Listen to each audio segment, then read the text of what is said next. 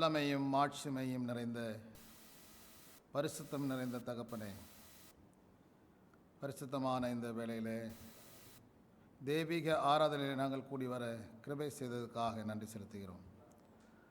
நாங்கள் தியானிக்கப் போகின்ற வசனங்கள் எங்களுடைய ஆவிக்குரிய வாழ்க்கைக்கு பிரயோஜனமாக இருக்க பரிசுத்த ஆவியானவரை கொண்டு நீர் அசைவாடி ஆசீர்வதிக்க வேண்டும் என்று இயேசு கிறிஸ்துவின் நாமத்தில் ஜெபிக்கிறோம் நல்ல பிதாவே.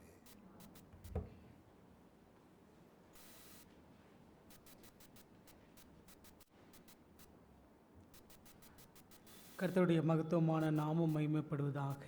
மறுபடியுமாய் உங்கள் யாவரையும் கர்த்தராகிய இயேசு கிறிஸ்துவின் நல்நாமத்தினாலே ஓய்வு நாளின் நல்வாழ்த்துக்களோடு கூட வாழ்த்தி வரவேற்றுக் கொள்கிறேன். இந்த தெய்வீக ஆராதனையின் துவக்கமாய் நாம் யாவரும் எழுந்து நின்று பெரிய பாடல் புஸ்தகத்திலே 10வது பாடல் ஸ்தோத்திரமே சிநாதா என்ற பாடலை பாடும். யாவரும் எழுந்து நின்று பெரிய பாடல் புஸ்தகத்திலே 10வது பாடல்.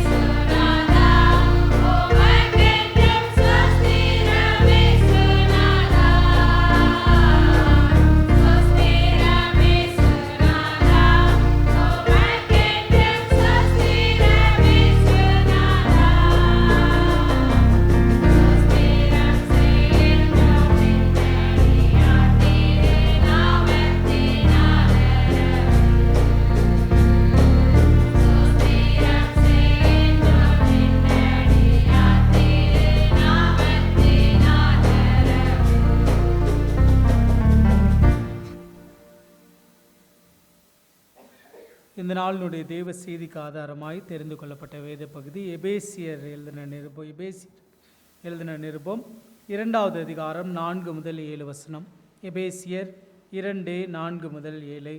தேவனே இரக்கத்தில் ஐஸ்வர்யமுள்ளவராய் நம்மிடத்தில் அன்பு கூர்ந்த தம்முடைய மிகுந்த அன்பினாலே அக்கிரமங்களில் மரித்தவர்களாய் இருந்த நம்மை கிறிஸ்துவுடனே கூட உயிர்ப்பித்தார். கிருபையினாலே ரட்சிக்கப்பட்டீர்கள்.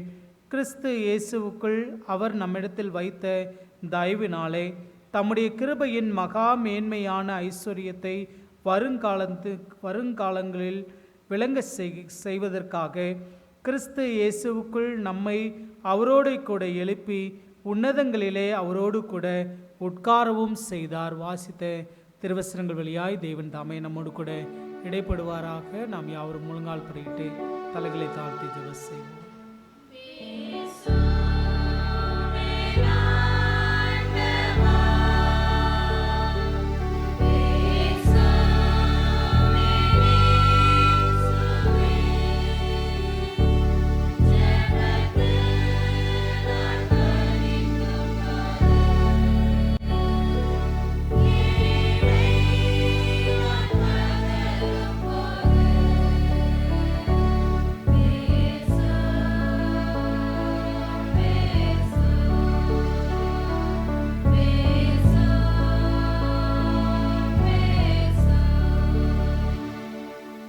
கண்மலையும் மீட்பெருமாகிய நல்ல கர்த்தாவே, இந்த பரிசுத்தமான நல்ல ஓய்வு நாளின் மதியான பொழுதில் உடைய சமூகத்தை நோக்கி நாங்கள் கடந்து வந்து நிற்கிறோம். தேவரீர் இந்த தெய்வீக பிரசன்னத்தில் தெய்வீக வேலையில் உம்முடைய பிரசன்னமாகுதல் எங்கள் மத்தியில் கடந்து வரும்படியாய் பரலோக தேவன் பேசப்போகிற தேவதாசரை மறைத்து நீர் வெளிப்படும்படியாய் உண்மையாகவே எங்களுக்காய் வைத்திருக்கிற அந்த ஐடென்டிட்டியை நாங்கள் சரியாய் புரிந்து கொள்வதற்கு கர்த்தர் நீர் மகன் மூலமாய் எங்களோடு கூட இடைப்பட வேண்டுமாய் இந்த சமூகத்தில் கெஞ்சுகிறோம். இந்த நாளில் கடந்து வந்திருக்கிற ஒவ்வொருவரையும் பேராய் குடும்பமாய் கர்த்தர் ஆசீர்வதிங்க. இணையதளத்தின் வழியாய் எங்களோடு கூட இந்த நாளினுடைய ஆராதனையிலே பங்கு பெறக்கூடிய ஒவ்வொருவரையும் கர்த்தர் நீர் ஆசீர்வதிக்கும்படியாய், ஒருவேளை சுகவீனங்கள் பலவீனங்கள் நிமித்தமாய் இந்த நாளிலே கடந்து வர முடியாமல் இருக்கக்கூடிய ஒவ்வொருவரையும் கர்த்தர் ஆசீர்வதிக்கும்படியாய் உம்முடைய சமூகத்தில் கெஞ்சுகிறோம். உம்முடைய கிருபை இருக்கட்டும், உம்முடைய இறக்கம் இருக்கட்டும். பிரயாணப்பட்டு கடந்து வரக்கூடிய விசுவாச பிள்ளைகளையும் துரிதமாய் நீர் அழைத்து வரும்படியாய் நாங்கள் செபிக்கிறோம்.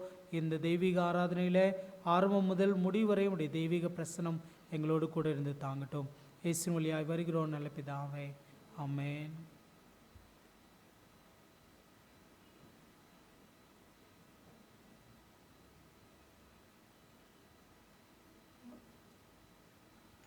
கர்த்தருடைய நாமம் மகிமைப்படுவதாக.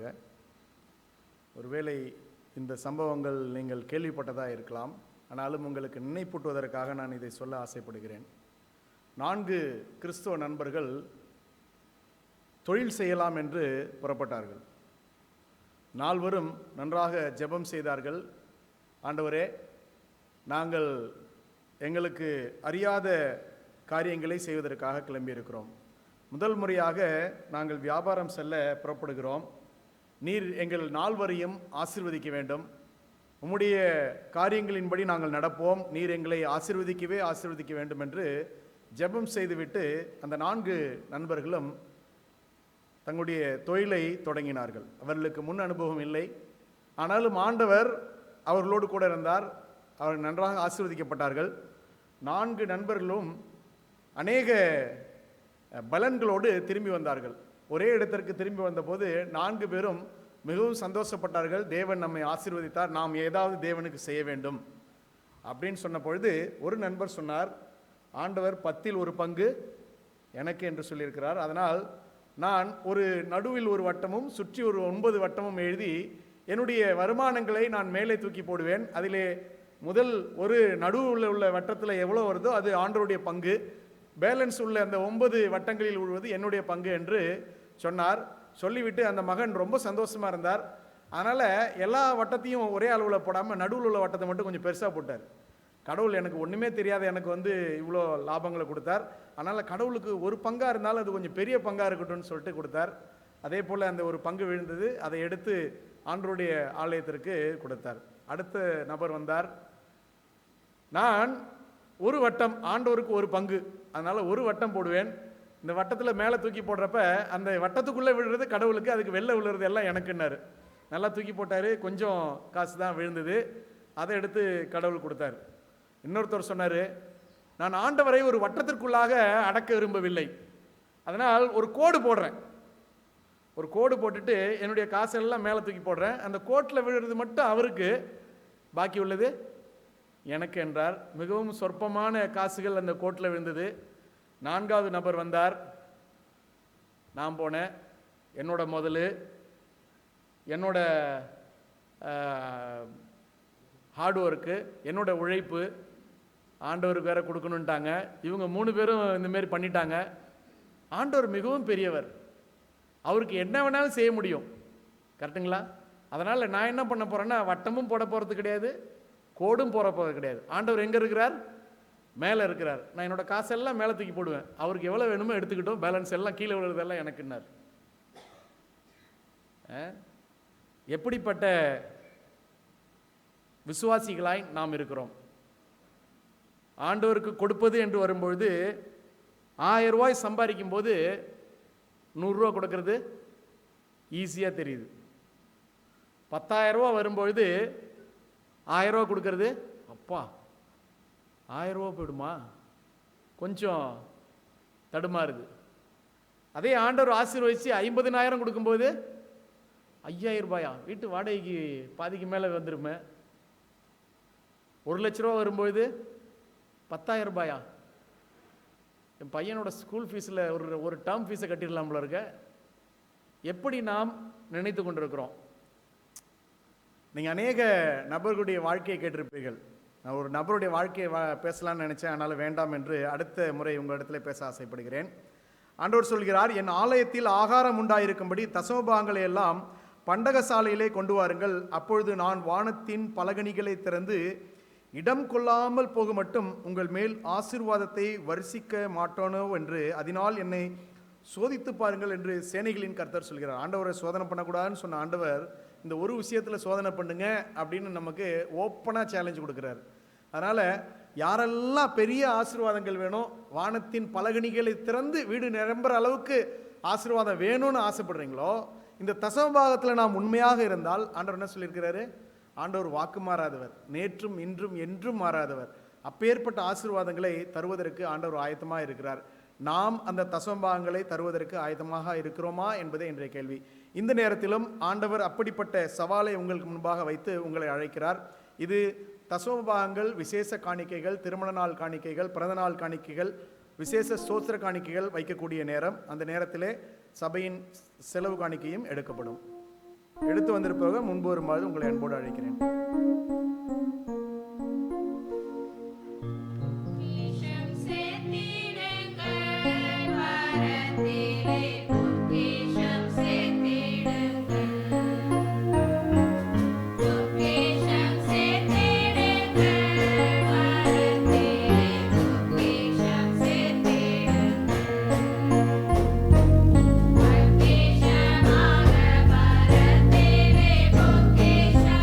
Thank you.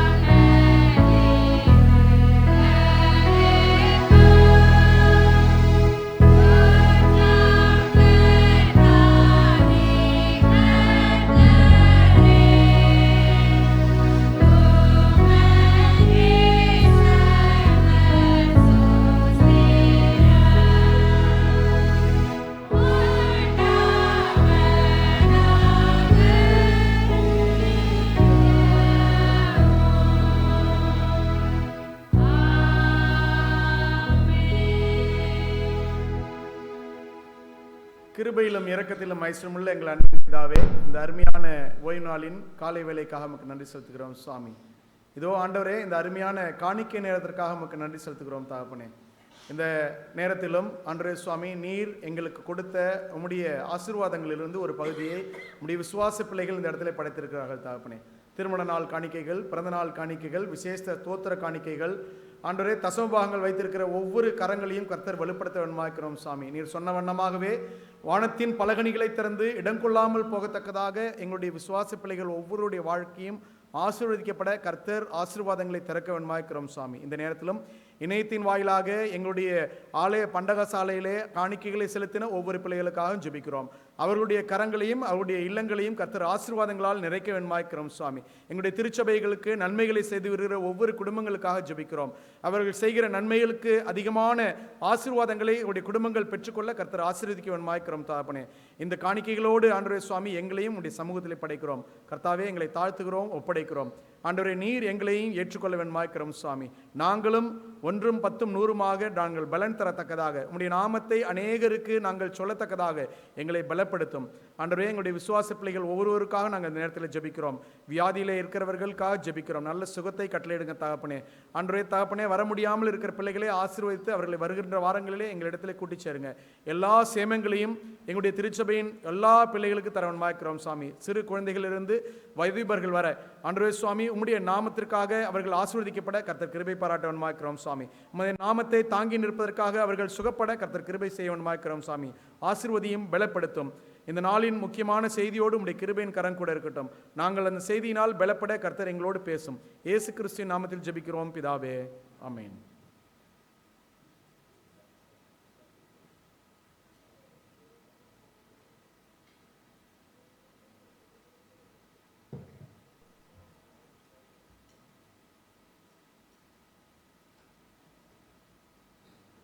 இந்த வேளையிலே ஒரு விசேஷ பாடல் சகோதரன் ஜெபின் பால் மற்றும் குழுவினால் பாடப்படும்.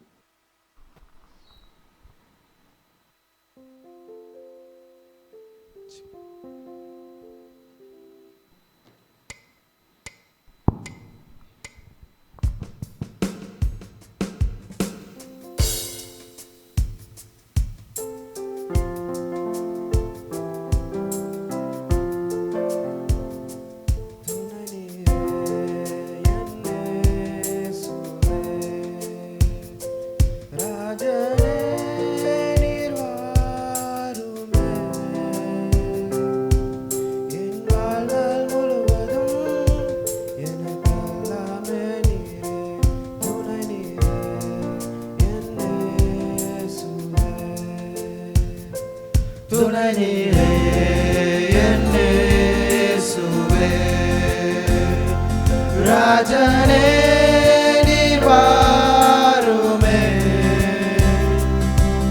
என் வாழ்நாள் முழுவதும் எனக்கெல்லாமே நீரே, துணை நீரே என் இயேசுவே. காலங்கள் மாறியே புரியாமல் போனதே, துணையாக வந்ததை கண்டே, எனக்காக வந்திரே, சிலுவாயை சுமந்திரே, பலியாகி தந்ததை கொண்டே, என்னோடு நீரே இருந்தீர்,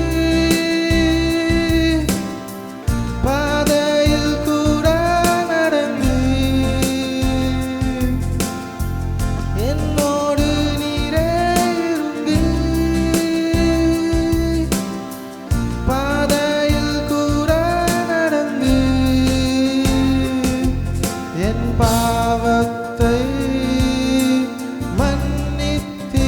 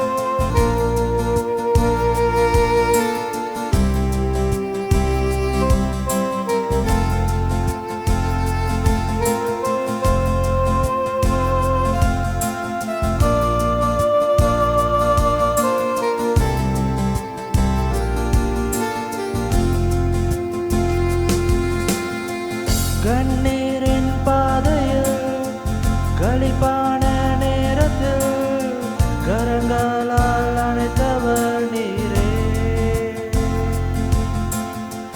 யாரில்லா நேரத்தில் தனிமையின் பாதையில் தாங்கியே வந்தவர் நீரே. நீர் இங்கே இல்லாதிருந்தால் என் வாழ்க்கை வீணாகிடுமே.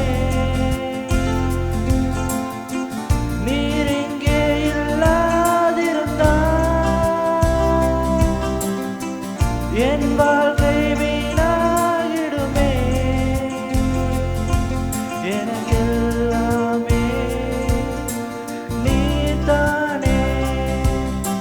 நம்புவே இயேசுவே துணையே என் இயேசுவே. ராஜனே நீர் வாருமே. என் வாழ்நாள் முழுவதும் எனக்கெல்லாமே நீரே துணை நீரே என் இயேசுவே. துணை நீரே என் இயேசுவே. ராஜனே நீர் வாருமே. என் வாழ்நாள் முழுவதும் எனக்கெல்லாமே நீரே துணை நீரே என் இயேசுவே. ஆமென்.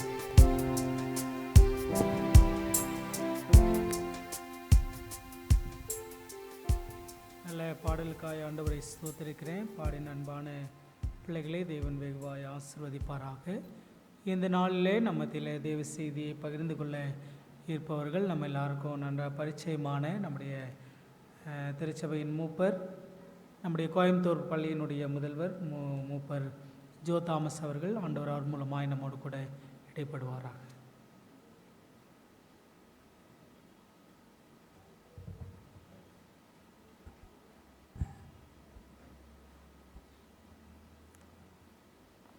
கர்த்தருடைய பரிசுத்த நாமம் மகிமைப்படுவதாக.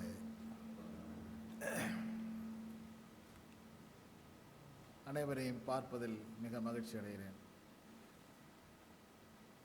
நல்ல இனிமையான பாடலை பாடின, கருத்துமிக்க பாடலை பாடின நமது சபையின் வாலிப சகோதரர்களுக்கு நான் நன்றி தெரிவித்துக் கொள்கிறேன்.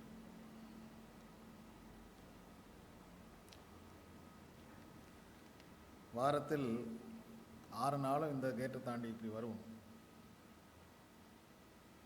வரவா வேண்டாமா ஒரு தயக்கத்தோடு தான் வர்றது. ஆனால் நமக்கு வந்தாலே பஞ்சாயத்து ஆகிடும், ஏதாவது ஒரு பஞ்சாயத்து. ஆனால் சனிக்கிழமை உள்ள வரும்போது ஒரு மகிழ்ச்சி, ஒரு சந்தோஷம். ஆண்டவருடைய பாதத்தில் அமர்ந்து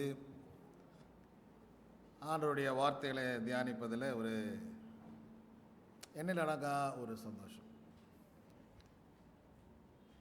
அப்படி தான் எல்லாருமே வந்திருக்கிறதா நான் நினைக்கிறேன். நிறைய பேரை காணோம். ஆலயத்தில் எண்ணிக்கை குறைவாக இருந்தாலும் ஆண்டவருடைய ஆசீர்வாதம் அதிகமாக தான் இருக்கும். அவருடைய அன்பு ஆசீர்வாதங்கள் எல்லாம் பெரிதாக இருக்கிறது.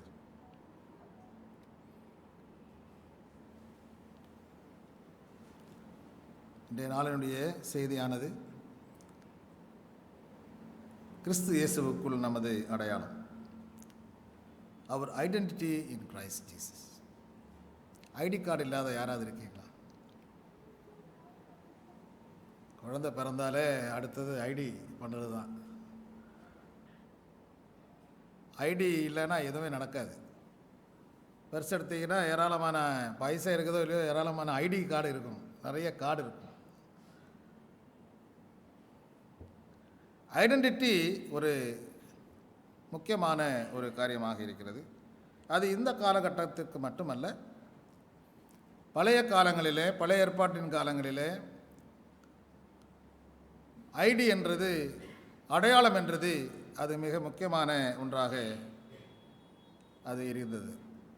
சமுதாயத்திலும் சரி, திருச்சபையிலும் சரி, அரசாங்கத்திலும் சரி, அனைவருக்கும் ஒரு அடையாளம் இருக்கிறது. இந்த அடையாளம் உரிமை குறிக்கிறது. எனக்கு ஒரு அடையாளம்னா அது என்னுடைய உரிமை. இப்பொழுது எல்லாருக்கும் ஒரு ஐடி நம்பர் கொடுத்துருக்காங்க. மாணவர்களுக்கு ஒரு நம்பர் இருக்கிறது, யூஏஎன். அவர்களுக்கு ஒரு ஐடி நம்பர், எம்எஸ் நம்பர் ஒன்று கொடுப்பாங்க. அது அவனுடைய கல்வி முடிகிற நாள் மட்டும் அந்த ஐடி அது தொடர்ந்து கொண்டே இருக்கும்.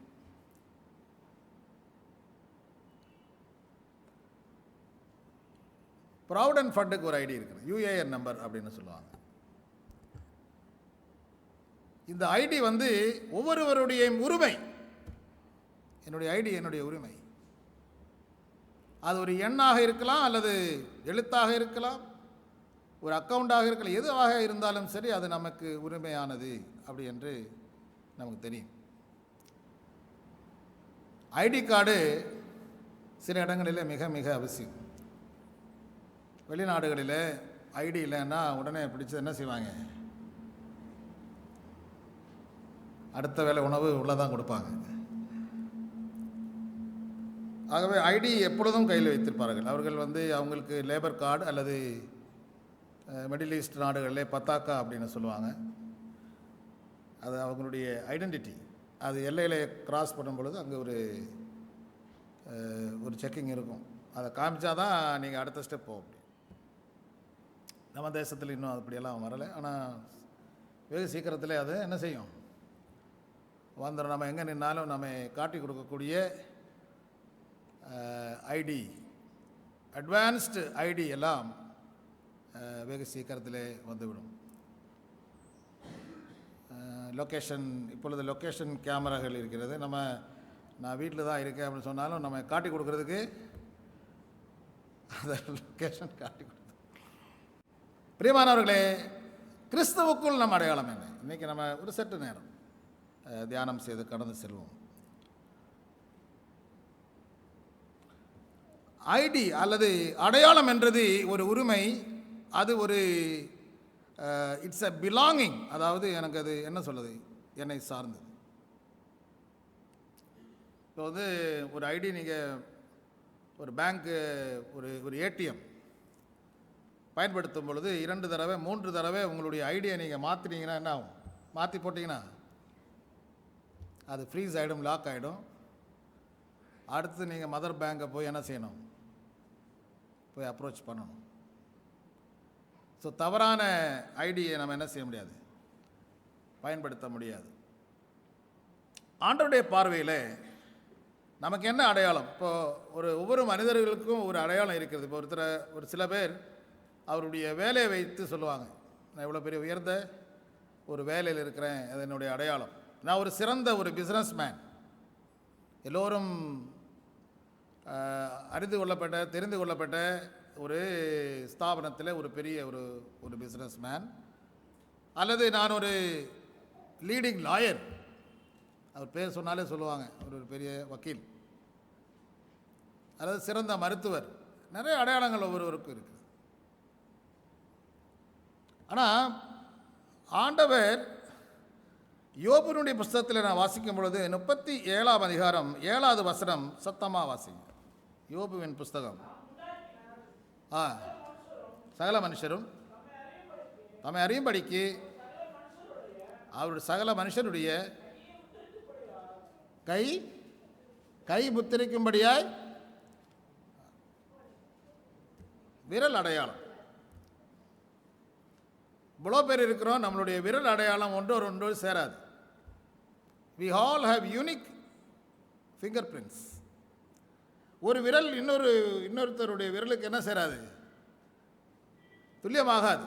அது வித்தியாசமாக இருக்கிறது. ஆண்டவருடைய படைப்பில் நம்மை உண்டாக்கும் முன்னதாக நம்மளுடைய கை ரேகையை அவர் என்ன செய்கிறாரு, முடிவெடுக்கிறார். சங்கீதங்களின் புஸ்தகம் 139 13வது வசனத்தை வாசி. நீர் என் உள்ளிந்திரியங்களை கை கொண்டிருக்கிறீர், என் தாயின் கர்ப்பத்தில் என்னை காப்பாற்றினீர். 14 நான் பிரமிக்கத்தக்க அதிசயமாய் நான் உண்டாக்கப்பட்டிருக்கிறேன். உண்மை துதிப்பேன். நம்முடைய அப்படின்னு சொன்னால் நம்முடைய அடையாளம் நம்முடைய பிறப்பை சார்ந்தது. நாம் பிறக்கும் போதே நமக்கு ஒரு அடையாளம் கிடைக்கிறது. நான் பிறக்க முன்னதாகவே ஆண்டவராகிய தேவன் நம்மை ஒரு அடையாளத்தை கொடுத்து நம்மை உருவாக்குகிறார். சந்தோஷம் தானே? ஆண்டவருடைய சந்நிதியில் கிறிஸ்துவுக்குள் நமக்கு ஒரு அடையாளம் கர்த்தர் கொடுக்கிறார். இதோ நான், சங்கீதக்காரர் சொல்றாரு, நம்ம எப்படி பிறந்திருக்கிறோம்னு சொல்றோம். 51ஆம் அதிகாரம் 5வது வசனம், சங்கீதம் 51:5. இதோ நான் துர்க்குணத்தில் உருவானேன், என் தாய் என்னை பாவத்தில் என்ன செய்திருக்கிறாள், கர்ப்பம் தரித்தாள். துர்க்குணத்தில் உருவானேன். ஆண்டவர் நம்ம பிறக்கும் போதே ஆண்டவர் அறியாமல் நம்ம பிறக்கிறது இல்லை. ஆனால் சிச்சுவேஷன் எப்படி இருக்கு? பாவத்திலே பிறந்திருக்கிறோம். பாவத்திற்கு இன்னொரு பேர் என்னென்று சொன்னால் அது ஒரு உயிரற்ற ஒரு நிலை. பாவத்தில் பிறந்து நாம் பாவியாக மரிக்க வேண்டாம் என்று தான் ஆண்டவருடைய திட்டம். கர்த்தராகிய இயேசு கிறிஸ்துவின் அன்பின் நிமித்தமாக, கல்வாரி சிலுவையில் அவர் சிந்தின இரத்தத்தின் நிமித்தமாக தேவன் நமக்கு மீட்பை கொடுத்து பாவத்தில் மரித்த நம்மை அவர் உயிர்ப்பிக்கிறார். கர்த்தரோடு மரித்து சிலுவையில் அவரோடு அறையப்பட்டதாலும் அவர் உயிர் தெரிந்தது போல நாமும் உயிர் தெரிந்திட வேணும் என்று ஆண்டவர் விரும்புகிறார். So we are dead in trespass. நம்முடைய பாவத்தின் மீறுதல் ஒரு பக்கம் இருந்தாலும் அத்துமீறல், அவ்வளோ நம்ம மீறிட்டோம். அதான் நம்முடைய ஆக்சுவல் கண்டிஷன். எல்லாரும் இதில் என்ன ஒரு பியூட்டி என்னன்னா, எல்லாரும் ஒரே ஒரு வியாதியிலே மரித்திருக்கிறார். டைட் ஆஃப் சேம் டிசீஸ், பாவம். ஒரே ஒரு வியாதியில் எல்லாரும் மரிக்கிறாங்க அப்படின்னா அது கொஞ்சம் யோசிக்க வேண்டிய விஷயம்தான். ஸோ பாவத்தில் எல்லாரும் மரித்திருக்கிறார். அது வேதம் சொல்லுகிறது. ரோமர் 3:23 எல்லாரும் பாவம் செய்து தேவ மகிமை அற்று போனார்கள் என்று சொல்ல. அப்போ எல்லாரும் சொல்லும்போது all, nobody is exempted from that. ஆனால் நம்மை நீதிமான் ஆக்க வேண்டும் என்றே ஆண்டவருடைய விருப்பம். அவர் நம்மை உண்டாக்கிறது அதற்காக தான்.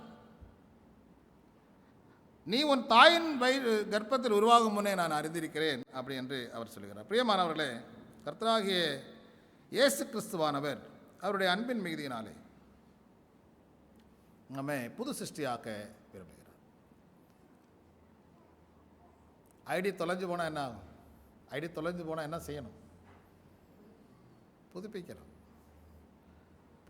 அதற்கு ஏற்ற சான்றுகள் எல்லாம் கொடுத்து மறுபடியும் என்ன செய்யணும்? போய் we have to renew our ID.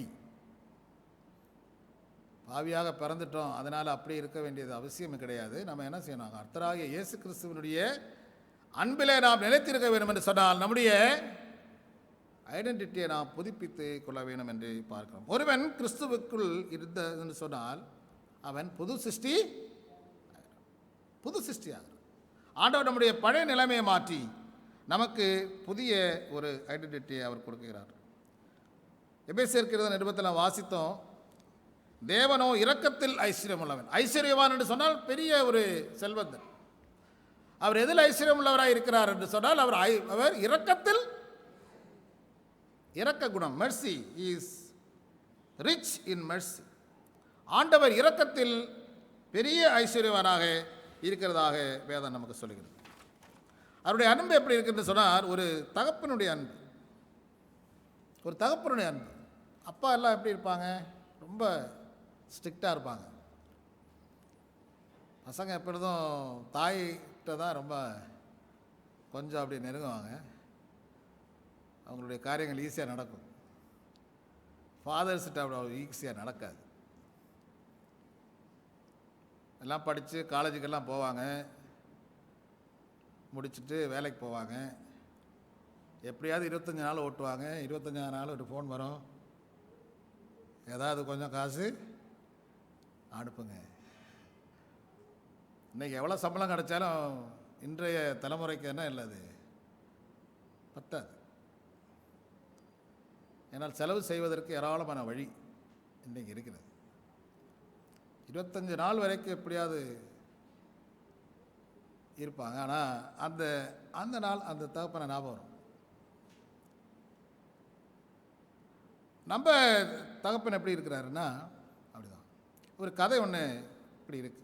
ஒரு விவசாயியின் மகன் விவசாயத்தில் அந்த தகப்பன் அந்த விவசாயினுடைய வருமானத்தில் அவரை வளர்த்து இன்ஜினியரிங் எல்லாம் முடித்து அந்த பையன் சிட்டிக்கு என்ன செய்கிறான், வேலைக்கு போகிறான். காலேஜ் படித்த காலங்களில் மாதம் ஒரு செலவுக்கு ஒரு தொகை என்ன செய்வார், அவருடைய அக்கௌண்ட்டில் போடுவார். சிட்டிக்கு போய் இப்போ வேலை செய்ய ஆரம்பித்த உடனே சம்பளம் வந்துச்சு.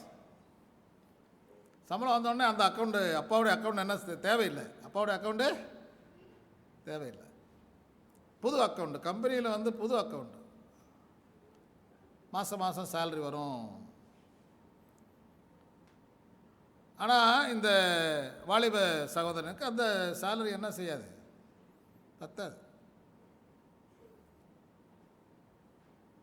ஆனாலும் அவன் என்ன செய்கிறான், சமாளிச்சுட்டு கடைசி ஒரு நாள், நம்ம ஒரு அக்கௌண்ட் வச்சுருந்தோமே அப்பாவுடைய அக்கௌண்ட்டு, அது என்னன்னு பார்க்கலாம் அப்படின்னு போய் பார்க்கும் பொழுது அந்த அக்கௌண்ட்டில் அவர் மாதம் அவனுக்கு தேவையான ஒரு அமௌண்ட்டு அனுப்பிட்டு இருந்தது. தொடர்ச்சியாக அவர் அனுப்பிக்கொண்டே இருந்திருக்கிறார். ஆஹா, இவ்வளோ பெரிய அமௌண்ட்டு அக்கௌண்ட்டில் இருக்கிறது. அதை நான் என் அப்பாவை தேடாமல் விட்டேனே. நான் அவருடைய கடமையில் அவர் என்ன செய்யலை, அவர் மாறவே இல்லை. ஆனால் நான் பட்டணத்துக்கு சென்ற உடனே நான் என்ன செஞ்சுட்டேன், என்னுடைய ஏழை விவசாயி தகப்பனை என்ன செஞ்சேன், நான் மறந்து போயிட்டேன். தகப்பன் கடமையில் ஒருபோதும் தவறாதவர். ஆண்டவராகிய தேவன் அவர் அன்புள்ளவர். அவருடைய அன்பு என்றும் குறையாது.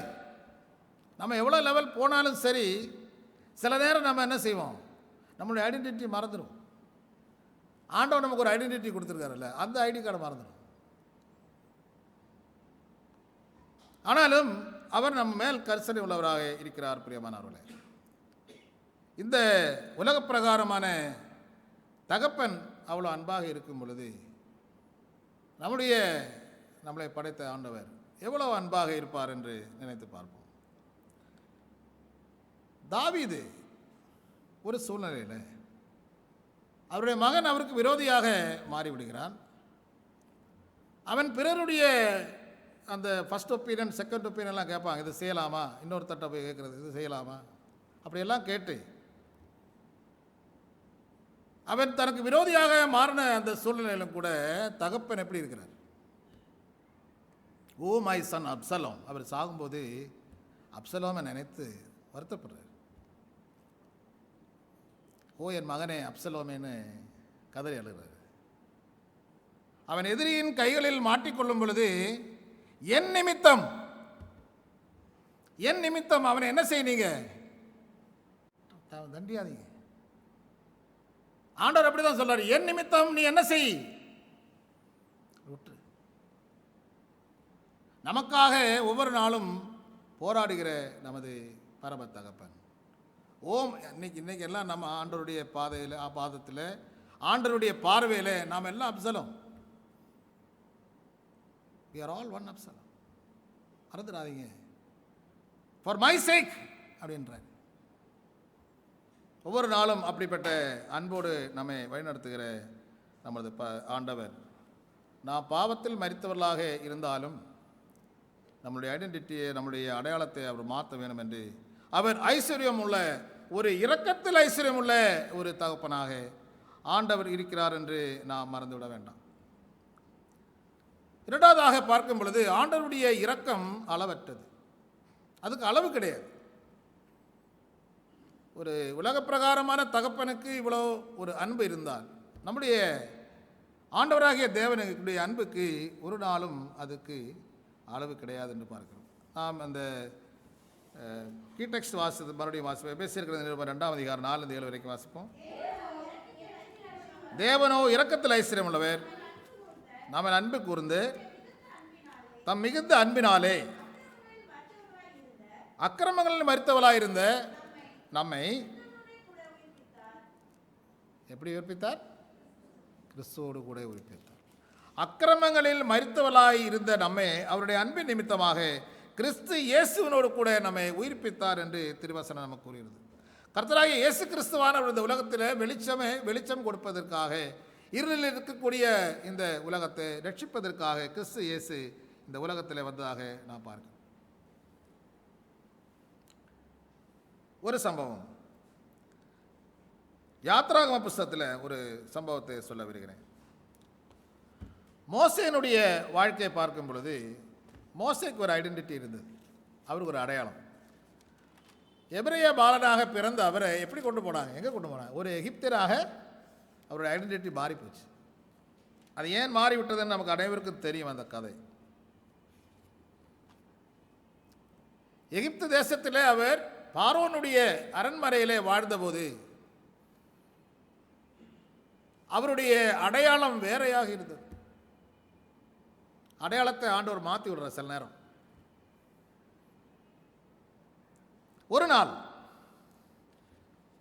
அவர் அந்த அரண்மனையை விட்டு போக வேண்டிய சூழ்நிலை அவருக்கு வந்தது.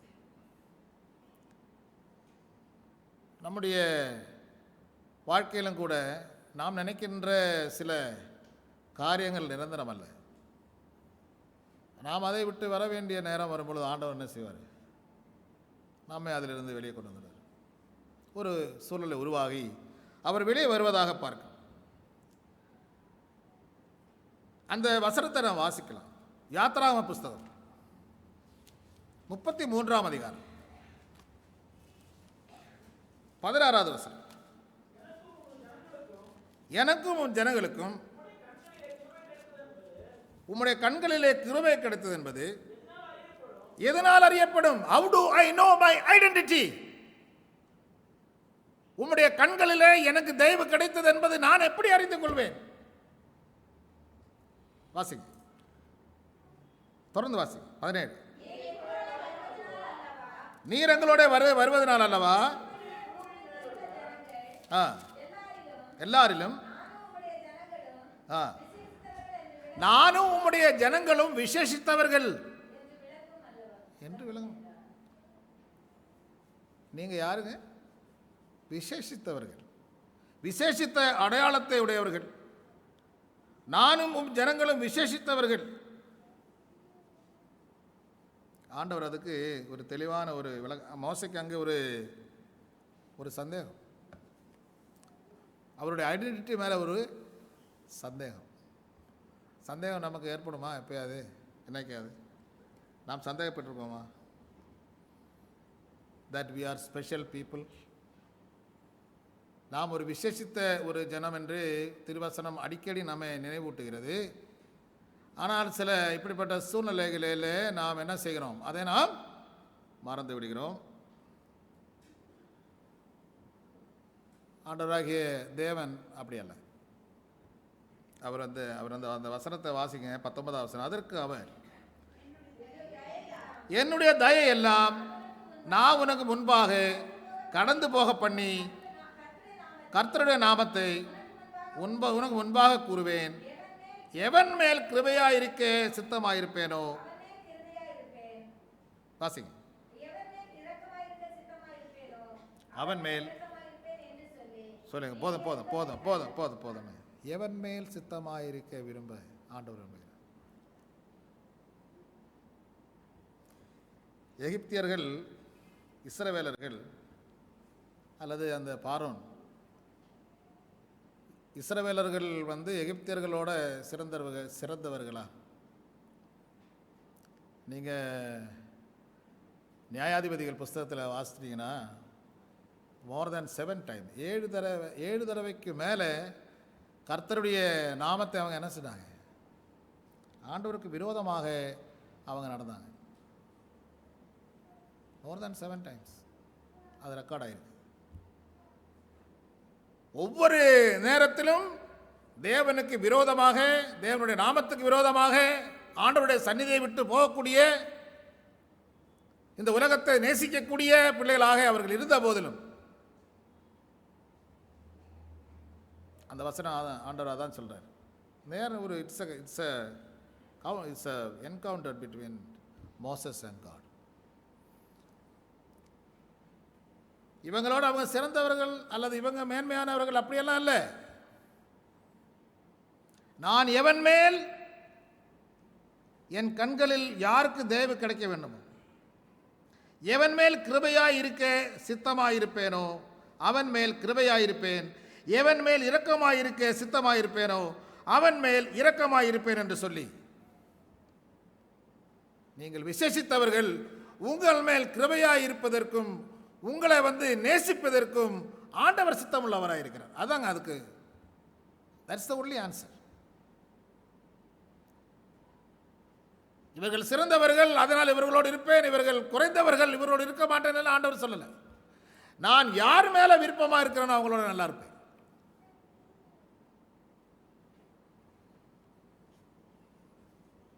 இப்போ மோசே உண்மை நான் பார்க்கணும் அப்படின்னு சொல்றாரு. ஆனால் ஆண்டவரை பார்த்தா என்ன ஆகிடும்? நீ இறந்து போவாய், நீ செத்து போவேன். ஆனால் நான் இப்படி கடந்து போகும்போது என்ன பார்த்துக்கும், என் பின்புறத்தை ஆசை தேவனை பார்க்க வேண்டும் என்று. பிரியமானவர்களே, ஆண்டவராகிய தேவன் அன்பானவர். அவருடைய கோபமும் அவருடைய எரிச்சலும் எல்லாமே அவருடைய பிள்ளைகள் மேலே என்ன செய்யல, அவர் மாறாக சாந்தம் உள்ளவர்களாய், அவர் சாந்தம் உள்ள தேவனாக அவர் நம்மோடு இருக்கிறார் என்று நாம் மறந்து வேண்டாம்.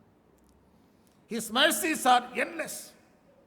அவருடைய கிருபை ஒவ்வொரு நாளும் புதிது. எரேமியா தீர்க்கதரிசி புலம்பல் புஸ்தகத்தில் எழுதும் பொழுது அப்படிதான் எழுதுறார். அவருடைய கிருபை ஒவ்வொரு நாளும் காலையில் அது என்ன செய்கிறது, அது புதிதாக இருக்கிறது. It's a new experience in Christ Jesus. Our identity is renewed every morning. காலையிலே அது நமக்கு அது புதிதாக ஆண்டவர் மாற்றி கொடுக்கிறார்.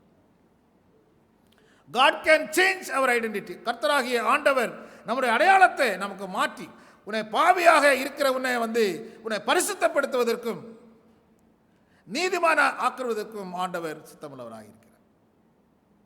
God will change our identity. ஆபிரகாமினுடைய ஐடென்டிட்டியை மாற்றினார்.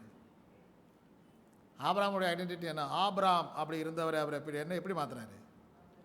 ஆபிரகாம்னு மாற்றினார் அல்லவா? உன்னை யார் என்று இனி உன்னை ஆபிராம் என்று அறியப்படாமல் நீ ஆபிரகாம் எனப்படும், நீ ஜாதிகளுக்கு தகப்பனாக இருப்பார். குழந்தை பாக்கியமே இல்லாமல் இருந்தவர், அவருக்கு ஒரு ஐடென்டிட்டி மாத்துறாரு. நீ சாராய் என்று அழைக்கப்படாமல் சாராள் என்று அழைக்கப்படுவாய். நீ யாருக்கு தாய்? ஜாதிகளுக்கு நீ தாயாயிருப்பாய். God can do wonders in our life, my dear believers. ஆண்டவர் நம்மை நேசிப்பதற்கு சித்தமுள்ளவராயிருக்கிறார், நம்மை ஆசீர்வதிப்பதற்கு சித்தமுள்ளவராயிருக்கிறார் என்பதற்கு இதுவே அடையாளம். நீ அறியாததும் உனக்கு எட்டாததுமான காரியங்களை நான் உனக்கு செய்வேன் என்று ஆண்டவர் சொல்கிறார்.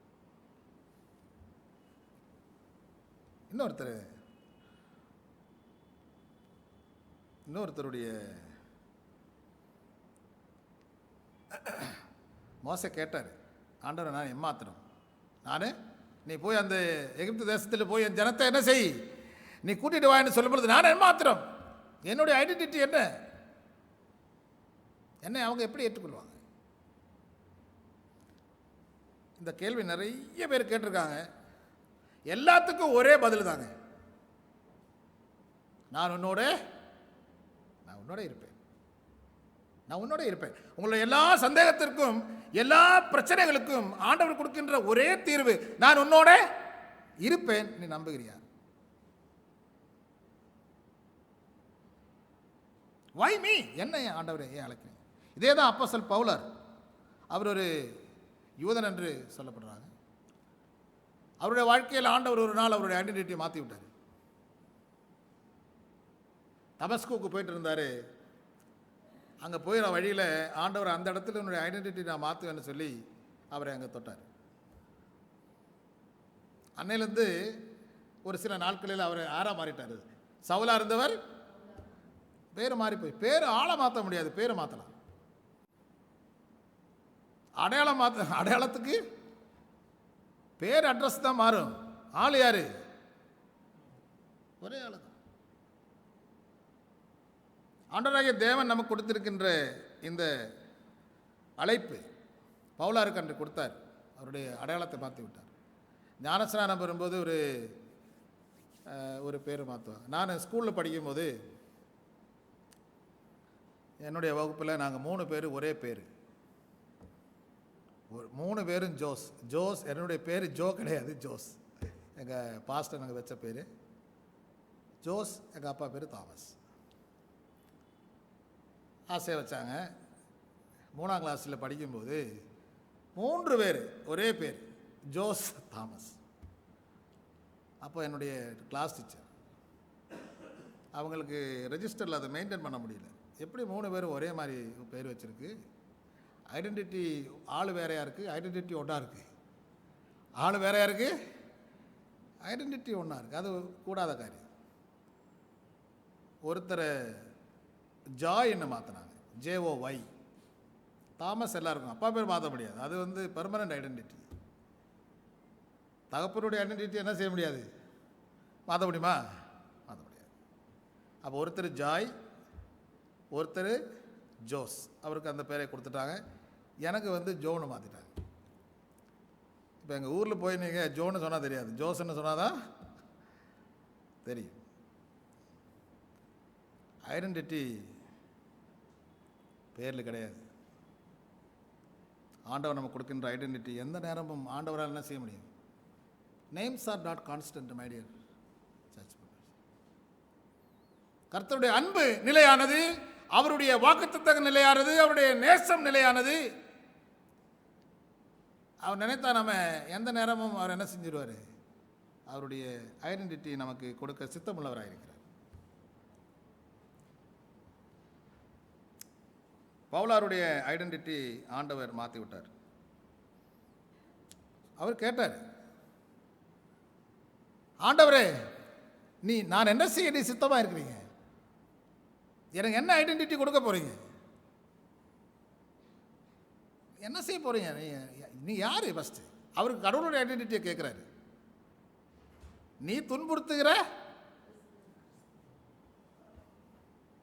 உனக்கு ஒரு ஐடென்டிட்டி இப்போ மாத்திர, நான் சொல்ற இடத்துக்கு போ, உனக்கு ஒரு ஐடென்டிட்டி உனக்கு மாற்று, உன்னுடைய அடையாளம் மாறப்படும், உன்னுடைய பேர் மாறப்படும். அவருக்கு பேர் யாரும் மாற்றினாங்கலாம் தெரியாது. ஆனால் பவுலா இருந்தவர் என்ன ஆகிட்டார்? கடைசி சவுலா இருந்தவர் பவுலா மாறிட்டார். கர்த்தர் உன்னோடு இருக்கிறார். ஆண்டவர் கிருபை உள்ளவர், அவர் உன்னோடு கூட இருக்கிறார் அப்படின்னு திருவசனம் நமக்கு சொல்லுகிறது. இதே போன்று ஒரு நபரிடத்தில் தேவதூதன் ஆண்டவர் நேரடியாக வந்து நான் உன்னோடு கூட, தேவன் உன்னோடு கூட இருக்கிறார் அப்படின்னு சொல்லும் பொழுது அது எந்த விதத்தில் ஏற்றுக்கொள்ள முடிகிறது?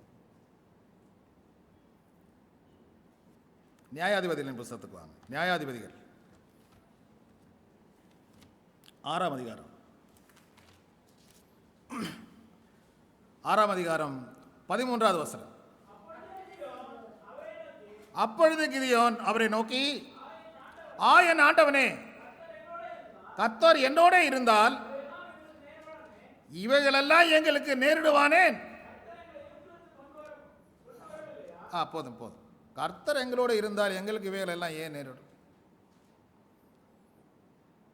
நீங்கள் கர்த்தர் எங்களோடு இருக்க அந்த மேலே உள்ள வசனத்தை எல்லாம் நீங்கள் போய் வாசித்து பார்த்தீங்கன்னா, அந்த கிதியோனை ஆண்டவர் அடையாளத்தை மாற்றுகிற நேரம் அதில் அவர் கேட்குறாரு, தேவதூதன் அவர் மீதியானிகளிலிருந்து அடிபட்டு கஷ்டப்பட்டு அவங்களிருந்து துன்பப்பட்டு ஒவ்வொரு நாளும் ஒரு போராட்டமான வாழ்க்கையை வாழ்ந்து கொண்டிருக்கக்கூடிய அந்த ஜனங்கள் ஆண்டவருடைய நாமத்துக்கு விரோதமாக இருந்த உடனே யாரிடத்தில் ஒப்படைக்கப்பட்டது? மீதியானிடத்தில் ஒப்படைக்கப்பட்டார்கள். சாப்பிடுவதற்கு பயனிடுகின்ற பொருள்களை கூட என்ன செய்யல, அவங்க விட்டு வைக்கல.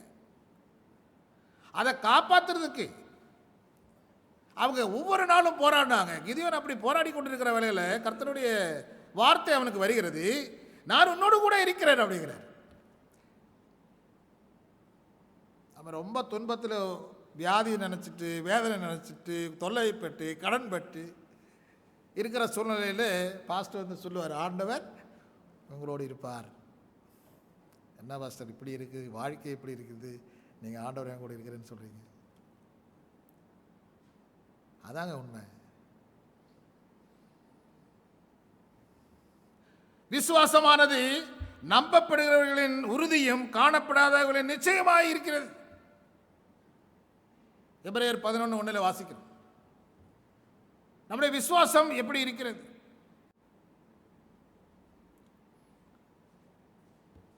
நம்ம 6வது வசனத்தை வாசிக்கும் பொழுது யாக்கோபினுடைய நிருபத்தில் 1 நம்ம 8வது வசனம் 1ஆம் அதிகாரத்தில் வாசிக்கலாம். சந்தேகப்படாமல் விசுவாசத்தோட கேட்க கடவுள். ப்ரேயர் பண்ணும்போதே நம்ம என்ன செய்யக்கூடாது?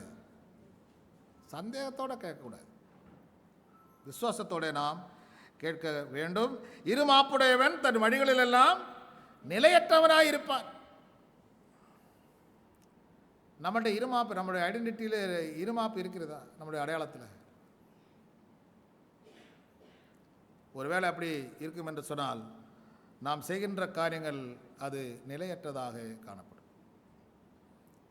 நாம் நிலைத்து நிற்போம் அல்லது நிலைத்து நாம் நிற்க வேண்டும், நாம் வெற்றியாளர்களாக நாம் விசுவாச வாழ்க்கையில நாம் இருக்க வேண்டும் என்று சொன்னால் அது காணப்படாதவைகளின் அது அது நிச்சயமாக இருக்கிறது.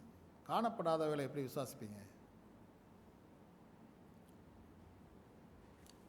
பிரியமானவர்களே, நம்முடைய வாழ்க்கையில் நமக்கு ஏற்படுகின்ற இந்த மாதிரி சூழ்நிலைகளில் சந்தேகம் அல்லது நமக்கு ஏற்படக்கூடிய டிசப்பாயின்மெண்ட்ஸ், ஏமாற்றங்கள் அல்லது இப்படிப்பட்ட காரியங்கள் வரும் பொழுது நாம் எவ்வளோ தூரம் ஆண்டவருடைய வார்த்தையை நான் நம்புகிறோம். த லார்ட் இஸ் வித் யூ, நான் உன்னோடு கூட இருப்பேன். அதான் நம்முடைய ஆன்சர். நான் உன்னோடு கூட இருப்பேன். இங்கே என்ன அவருக்கு கொடுக்கப்படுற வார்த்தை என்னவென்று சொன்னால், நீ உன்னுடைய உனக்கு கொடுக்கப்பட்ட பலத்தோட நீ என்ன செய். ஒன்றுமே கொடுக்கப்படலையா? ஒன்றுமே கிடைக்கல, ஆண்டவர் ஒன்றுமே தரலையா? ஏதாவது கொடுத்துருக்கிறார்ல? உனக்கு கொடுக்கப்பட்ட பலத்தோட போ, நான் உன்னோடு கூட இருக்கிறேன், நீ உனக்கு அதிசயங்களை நான் செய்வேன். அப்படி ஆண்டவர் நமக்கு எவ்வளோ ஆசீர்வாதம் கொடுத்துருக்கிறாங்க. இங்கே என்ன சொல்லணும்னு சொன்னால் ஒரு நாள் 10 எத்தனையோ சூழ்நிலைகளை அவர் அவருடைய அன்பினாலே நம்ம நடத்தி இருக்கிறார். அப்படிப்பட்ட ஆண்டவர் சொல்லுகிறார், உனக்கு இருக்கிற இந்த பலத்தோட போ, நீ இஸ்ரவேலை மீதியானரின் கைக்கு நீங்களாக்கி ரட்சிப்பாய், உன்னை அனுப்பிறகவன் நான் அல்லவா? உன்னை அனுப்பிறகவன் நான் அல்லவா? ஐ ஒன்லி கால்ட் யூ, நான் தானே உன்னை கூப்பிட்டேன். நான் உன்னோடு கூட இருக்கிறேன். 40 வருஷம் ஆண்டவர் கிதியோனை ஆசீர்வதித்தார்.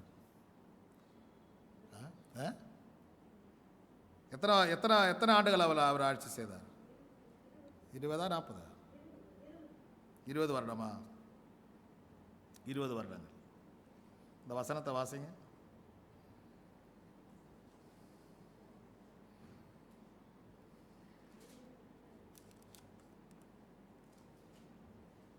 எத்தனை வருடங்கள் இருந்தார்? How many years Gideon led the Israelites? அது பாருங்கள், அப்புறம் படித்து பாருங்கள். கர்த்தருடைய ஆசீர்வாதங்கள், அவருடைய வழிநடத்துதல் அது அளவில்லாதது என்று தேவன் நமக்கு கூறுகிறது. நம்முடைய அடையாளத்தில் ஆண்டவர் அவரே உருவாக்கினது. நம்ம அடையாளத்தை அவர் என்ன செஞ்சார்?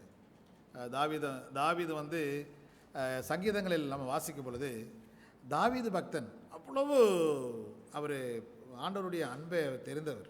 அவ்வளோ 40 தானே? சரி, அவ்வளவு அன்பு தெரிந்து கொண்டவர். தாவீது போல வேற யாரும் பார்க்க முடியாது. அவர் சொல்கிறாரு,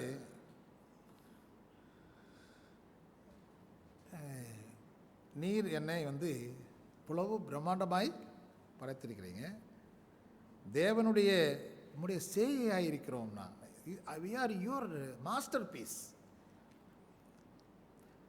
த crowning act of God's creation. அது யார்? மனிதர்களே. ஆண்டவருடைய வல்லமையினாலே ஆண்டவர் நம்மை படைத்திருக்கிறார். பேதுரு அப்போஸ்தலனுக்கு ஒரு அடையாளம் கொடுத்தாரு. ஆனால் ஒரு சூழ்நிலை அவர் என்ன சொல்கிறாரு? அந்த நான் இல்லைன்றார். அந்த அடையாளம் நீயும் தானே அவங்களோட இருந்தீங்க அப்படின்னு கேட்கும்போது, நான் எனக்கு தெரியவே தெரியாது, அது என்னுடைய ஐடென்டிட்டியே இல்லை அப்படின்னா. மறுதளிக்கக்கூடிய நம்முடைய அடையாளத்தை நாம் என்னைக்காவது எங்கேயாவது யார் மத்தியிலாது நாம் மறுதளிக்கிறவளாக இருக்கோம்னு சொன்னால் அது பெரிய நமக்கு ஒரு இழப்பு. எந்த சூழ்நிலையிலும் நாம் தைரியமாக நாம் ஆண்டவருடைய பிள்ளை என்று சொல்லக்கூடிய ஒரு உறுதியான விசுவாசத்தில் நாம் இருக்க வேண்டும். பேதுரு அப்போஸ்தலனை கொண்டு அவர் ஒரு சிறந்த ஒரு மீனவன். அந்த மீனவன் என்ற ஐடென்டிட்டி இல்லை உனக்கு வேணும், நீ மனிதர்களை பிடிக்கக்கூடிய ஐடென்டிட்டி உனக்கு தரேன். உன்னுடைய அடையாளம் இனிமேல் என்ன இல்லை? You are not a fisherman, you are the catcher of souls man. இன்றைக்கி அந்த அழைப்பு தான் நமக்கும் கொடுக்குறாரு ஆண்டவர். ஒரு நல்ல அடையாளத்தை நான் உங்களுக்கு தருகிறேன், மகனே மகளே வா என்று அழைக்கிறார். நம்முடைய தேவனுடைய புத்திர சுவீகாரத்தை, புத்திர சுவீகாரம் என்ற ஐடென்டிட்டி அவர் நமக்கு தருகிறார். அதை நம்ம எபேசியர் 1:6 வாசிக்கலாம். நமக்கு என்ன ஐடென்டிட்டி கொடுக்குறாரு? என்ன அடையாளம் கொடுக்குறாரு? Sonship. Father's identity nobody can change. பிதாவினுடைய ஐடென்டிட்டி மாற்றவே முடியாது. அதே போன்று அன்பான தேவன் நமக்கு அவருடைய புத்திர சுவீகார அடையாளத்தை நமக்கு இந்த நாளிலே கொடுக்கிறார். பிரியமான ஆண்டவருடைய பிள்ளைகளே, இந்த உலகத்தில் நாம் பாவியாக இருந்தாலும் ஆண்டவர் நம்மை பரிசுத்தப்படுத்தவராக இருக்கிறார். அவருடைய கல்வாரி சிலுவையில் அவர் சிந்தின இரத்தத்தை கொண்டு நம்மை அவர் சுத்திகரித்து புத்திர சுவீகாரத்தை அவர் நமக்கு கொடுக்கிறார். ஒரு வசனத்தை வாசி முடிப்போம். ரோமர் கழுதின நிருபம் 3ஆம் அதிகாரம் 24வது வசனம்.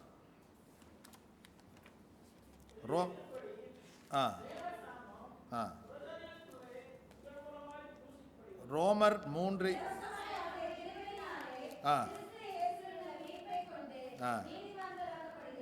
நீதிமான்களாக்கப்படுகிறார்கள். எதை கொண்டு? கிருபையினாலே. ஆண்டவருடைய இலவசமாய் அவருடைய கிருபையினாலே கிறிஸ்து இயேசுவில் உள்ள மீட்பை கொண்டு நீதிமான்களாக்கப்படுகிறார். ஆண்டவராகிய தேவன் இலவசமாக அவருடைய புத்திர சுவீகாரத்தை இலவசமாக அவர் கொடுக்கிறார். அதுக்கு எந்த காசும் நம்ம கட்ட வேண்டியதில்லை. சான்றிதழ்கள் அவர் கேட்க போகிறதில்லை. தொலைந்து போன அடையாளத்தை ஆண்டவர் மறுபடியும் நமக்கு இந்த நாளிலே கொடுக்க சித்தம் கொண்டவராக இருக்கிறார். அவருடைய அந்த 2ஆம் வருகையில் நாமும் அவரோடு சேர்ந்து கிறிஸ்து இயேசுவில் உள்ள மீட்புக்கு நாம் ஒப்பு கொடுத்து நாம் நீதிமான்களாக்கப்பட்டு அவரோடு நாம் அவருடைய ராஜ்யம் சேருவோம். கர்த்தர் நம் அனைவரையும் ஆசீர்வதிப்பாராக.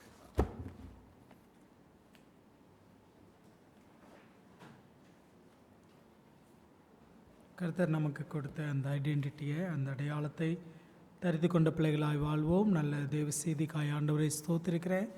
தூதை சுமந்து வந்த மூப்பர் ஜோ தாமஸ் அவர்களுக்கு நன்றியை தெரிவித்துக் கொள்கிறேன்.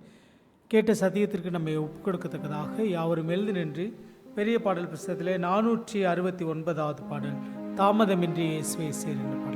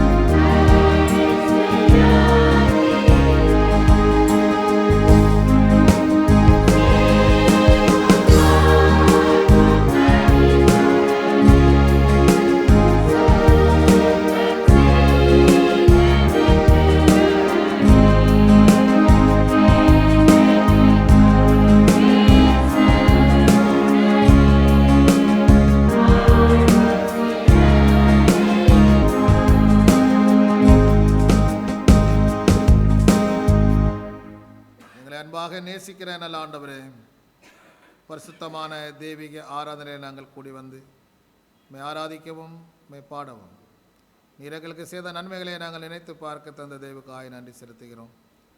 இதோ ஆண்டவரே, நீர் எங்களுக்கு நல்ல துணையாக, எங்களுக்கு நண்பராக, இதோ கர்த்தாவே, நீர் எங்களுடைய வாழ்க்கையில் நீர் ஒரு அங்கமாக நீர் இருந்து வருகிற தெய்வக்காய் நன்றி செலுத்துகிறோம். நாங்கள் பாவிகளாக பிறந்தாலும் பாவ வாழ்க்கையில் நாங்கள் புலண்டு போகாதபடிக்கு இதோ கர்த்தாவின் கல்வாரி சிந்தின இரத்தத்தினாலே எங்களை சுத்திகரித்து உம்முடைய பிள்ளைகளாக ஏற்றுக்கொண்ட தெய்வக்காய் நன்றி செலுத்துகிறோம். நாங்கள் அது உணர்ந்தவளாக இதோ ஆண்டவரே, இந்த உலகத்தில் எங்களுக்கு எத்தனை அடையாளங்கள் இருந்தாலும் இதோ பரலோக ராஜ்யத்தினுடைய பிரஜைகளாக எங்களை மாற்றுவதற்கு ஏதுவான இதோ உம்முடைய அன்பை ஆண்டவர் நினைத்து பார்க்கிற பிள்ளைகளாய் காணும்படியாய் கர்த்தர் கிருபை செய்வேன் என்று ஜெபிக்கிறோம். சத்தியத்தை கேட்ட பிள்ளைகளை தேவன் ஆசீர்வதியும். இதோ ஆண்டவரே, நீர் புத்திர சுவீகாரத்தை நீர் எங்களுக்கு கொடுத்த தெய்வக்காய் நன்றி செலுத்துகிறோம். எங்களுடைய அடையாளத்தை ஆண்டவர் நீர் மாற்றக்கூடியவராயிருக்கிறீர் கர்த்தாவே, நமக்கு நன்றி அப்பா. எங்களை நீர் மாற்றி புதிய சிருஷ்டியாக்கி கர்த்தாவே, உடைய நாமத்துக்கு மகிமையாக எங்களை நீர் மாற்றி அமைக்க வேண்டும் என்று உடைய சன்னிதியிலே கெஞ்சி மன்றாடுகிறோம். இதோ பிள்ளைகளையும் வாலிப பிள்ளைகளையும் சகோதரர்களையும் ஆண்டவரே, முதியோர்களையும் திருச்சபையின் ஊழியத்திலே தாங்குகிற பிள்ளைகளையும் மூப்பர்களையும் சபை போதகரையும் ஆண்டவரே, உடைய குடும்பத்தை நீர் ஆசீர்வதிக்க வேண்டும் என்று அருமைநாதர் இயேசு கிறிஸ்துவின் இன்பைய நாமத்திலே மிக தாழ்மையோடு கேட்கிறோம் எங்கள் ஜெபங்களும் நல்ல பிதாவே. ஆத்மாவே என் ஆத்மாவே கர்த்தரை ஸ்தோத்திரே, கர்த்தர் செய்த சகல பரங்களையும் மறவாதே. ஆமென். நம்முடைய கர்த்தராகிய இயேசு கிறிஸ்துவினுடைய கிருபையும் பிதாவாகிய தேவனுடைய அன்பும் பரிசுத்த ஆவியானுடைய ஐக்கியமும் சமாதானமும் பாதுகாப்பும் வழிநடத்தல் ஒத்தாசையும் நம் அனைவரோடும் படுத்திடப்பட்ட பிள்ளைகளோடும் இன்றும் என்றும் சதா காலங்கள் இருப்பதாக.